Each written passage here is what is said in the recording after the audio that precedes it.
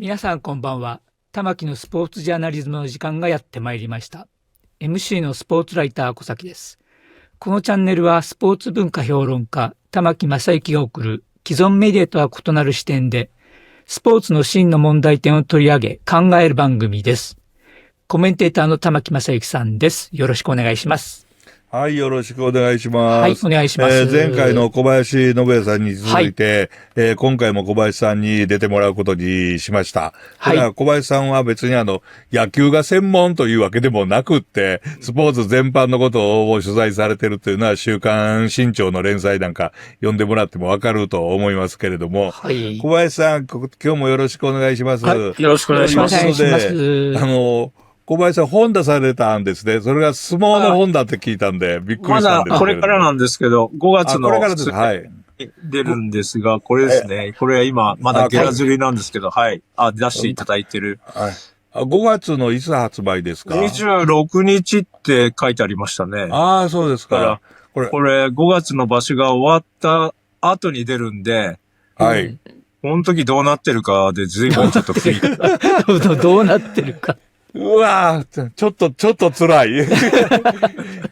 大野里どうなってるのかな、横綱になってたら最高ですね。ただ、これどうなんですか、タイトル、大野里を育てた蟹屋旅館物語となってますけど、これ何ですか、蟹屋旅館。蟹屋旅館っていうのが主役なんで、はい。蟹屋旅館の文字が大きくないとおかしいんですけど、大野里、ね。大野里が一番大きいです。ただもちろん大野里の成長を、まあ僕も見守ってきたというか、高校2年生の時からですけれども、まあ見てきたそんな話もあるし、だから、もうこの前もなんか BS 富士のスポルトかなんかに、大野里が深夜に出演して、話題になってたというか、こんな遅くに生出演して来場所大丈夫かよみたいな、こともあったんで、その時も多分、その蟹屋旅館にも取材に行っていて、大野里にとっては今もすごく大切な場所なんですね。これ、蟹屋旅館ってどういうもんか、ちょっと簡単に説明してもらえませんか？これ単純に言うと、彼が育った、彼は農中学海洋高校っていう新潟県、今は糸魚川市になっているところの中学高校で6年を過ごしたんですけど、まあその海洋高校相撲部の寮なんですね。ああ、それが蟹屋旅館という名前。かつて蟹屋旅館という旅館をやってたんだけども、東美さんという、総監督ご夫妻がもう、旅館辞めちゃって、というかもう旅館やってるわけにいかなくなっちゃって、今は寮専門になっているけども、なんとなくみんなが蟹屋旅館と呼び続けている。なるほど。はい。そういう場所なんですよ。それでこれ、本の表紙に結構たくさんの力士が、回しを締めた方が並んでますけれども、いつもこんなにたくさんの寮生活している力士がいるわけですか？そうですね。この時は、ここに写ってるのはね、大野里もいるんですけど、今、結構人気になってる白熊っていうのもいますし、今度新入幕を果たした嘉陽っていうのもいますし。嘉陽でもいいですね。あと、重量で頑張ってる大正海って、これは鳴門部屋ですけども、まあ4人、この中に4人関取がもういるんですよね。結構いい、あれですね、割合ですね。そうなんですよ。もっと言うとね、この中全部で10人ぐらい今、各界にいるんじゃないかな。7、8人はいますね。3段目幕下で頑張っている力士も含めて。だから結局、まあ、有名なのは埼玉栄高校とか、鳥取東北高校ですけど、今それに続く第三勢力みたいな形で、いい力士がいっぱい育っているっていうところなんですね。なるほどね。その蟹屋旅館が一体どのような感じで力士を育てたかというようなことが書かれているというのでよろしいでしょうか？はい、そうです。それであれですか、小林さん自身は、相撲をどう捉えておられますか？これは大好きなのか、スポーツとして捉えられてるのか、ちょっと違う感じで捉えられてるのか、どうですか？この番組でね、伊沢元彦さんに、出ていただいて、伊沢さんの番組にも僕がゲストで出た時に、最後にね、相撲はスポーツなのって聞かれて、いや、スポーツではありませんって私は答えだったんですけどもね。どうですか、小林さんは。スポーツかどうかって言ったら、僕はそんなことは関係ないと思ってます。はいはい。相撲は相撲。相撲だと。はい。うん、当然、神事でもあるし、はい、日本の、やっぱ僕らが子供の時からなんかもう本当にこう心の中にあったものだし、はい、で、今好きかどうなんかって言われたら、はい、もう大好きですね。僕、スポーツは好きかとか野球は好きかって聞かれたら、ちょっとあんまり言いたくないけど、別にというぐらい言えないんですよ。それぐらいやっぱりスポーツには、ものすごい問題点がありすぎちゃって、素直に皆さんにいいですよ、スポーツやらせてください、やりましょうよ、とか言える気持ちじゃないんです。で、相撲もね、相撲も、まあ、はっきり言うと、やるスポーツか見るスポーツかって言ったら、どっちかといえば見るスポーツかもしれないけど、やっぱもっとまあ、親子で相撲をやるっていう習慣がね、まあ、さっきの、前回の草野球。野球と一緒ですよね。やるっていうことがないですよね。親子でキャッチボールをやったっていうのと同じように、親子、まあ、昔だったらお父さんと男の子。今だったら、もうお母さんでやろうが女の子でやる。ね。やるっていうのは、本当にこう、理屈抜きの、肌と肌のぶつかり合いというか、コミュニケーションだったのに、今はそれないわけじゃないですか。そうですね。だから、玉木さんが前におっしゃった、ボール投げられない野球記者っていう驚きもあるけど、相撲を取ったことのない野球少年、いかに多いか。前回草野球で話したときに、もう一つ話を付け加えるなら、打順を待ってるときは相撲を取ってましたけどね。まあ、僕の世代でもやってましたね。やってましたね。ちっちゃい時は、小学校の時やってましたね。ズボンのあれ切りましたよね。こう、ベルトを握るんでね。ベルトとかね。これでも、プロ野球の選手でも中島なんかが、相撲を取ってるところの、写真なんか残ってますからね。結構一般的だったと思いますけれどもね。ただまあ今でも本当今でも、まあ面白いですね、相撲は。私も大好きですね。僕がね、まあ今話したような、いやでも相撲はやっぱり、もう、相撲は無邪気にもう、応援できる、楽しめるっていうと、いや、相撲だって八百長もあるんでしょとか、いう人いるんですけど、確かに相撲界には多くの問題がありますよ。ありますけど、ありますけども、なんか、僕はそういうことを全然頭から外して相撲は楽しめちゃうんですね。八百長があるでしょっていう人に対して私は八百長って言うなって言ってね、出来山と言えっていうふうに言ってますけれどもね。いや、それはね、一つは、たまたま僕が出会って、本当に応援している大野里をはじめ、まあ、カニ屋旅館で育った力士たちが、もうそんなことと違うところで本当に頑張ってるので、彼らの頑張りは本物だと信じて応援できるという、そういう無邪気さもあると思うんですけども。いや、やっぱり相撲取りっていうのは本当にすごいなって思うのは、私も何度も、取材は、いろんな部屋に取材したことあるんですけれども、私は高見山関が現役の時に、相撲を取ったことあるんですよ。高砂部屋で。高見山。高見山さんが、ちょっとやろうって言われたんで、おーって思って、これは面白いと思って、ジーパンで上だけ裸になって、靴脱いで、土俵の上で、こう、構えたんですよ、こう。そしたら、その時の相手の大きさね、高見山の山でしたね。ほんともう、と思ってよ。で、感覚が確か70センチですよね。めちゃくちゃ怖かったですけど、目をつぶってボーンとぶつかったら目から星が飛びましたね。で、横に行って、動いて、壁にぶつかったんだって思って、バターンと倒れて、上手出しただけで負け方んかと思ったら、カメラマンの方が何もしてないよって言われて。これ、でも、いい経験でしたけどね、高見山関にぶつからしていただいたっていうのは、というぐらい、相撲取りっていうのは、異次元の、なんて言いますか、やっぱり神様と繋がった、なんて言いますか、体っていうのを感じましたね、私は。いいでしょう、羨ましいでしょう、小林さん。まあ、高見山ほどの人とはやったことがございません。幕内力士にはぶつかったことはありますけど。本当に、そう。ただ、おっしゃったように、異次元の人たちですよね。異次元ですよね、強いです。まあ、アメリカのフットボールのプロがね、はい。自慢げに来ると、もう全然歯が立たないっていう。歯が立たないですよね。はい、ありますけど、本当そうですよね。そうですね。